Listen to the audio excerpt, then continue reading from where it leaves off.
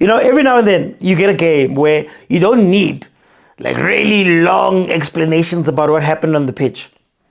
Chiefs was just better than Orbit.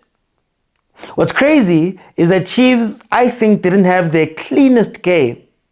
But it's one of those games where the talent just shines so brightly that the other team doesn't know what to do and how to handle those guys. Mdu, incredible game, 2 goals and an assist.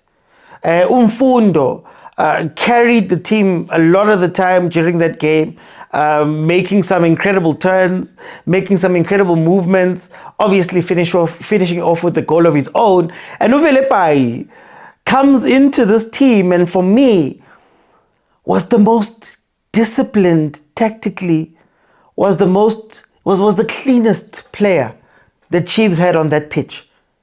Always doing the right thing more often than not. When it comes to Orbit, I'm not quite sure what plan they had for this game because it seemed as though they were brave enough to play with the 4.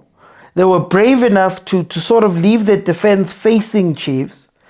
And for some reason, at the ends that mattered, they didn't have enough people.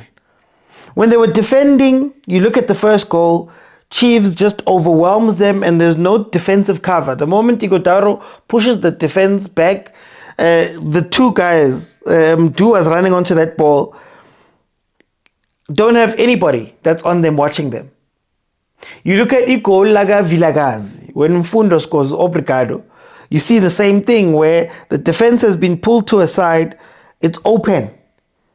Obrigado's in the box, he can just score. And what's crazy is that there were so many places in this game where if Kaizer Chiefs had repeated the same motion, Ighodaro pushes the defense back.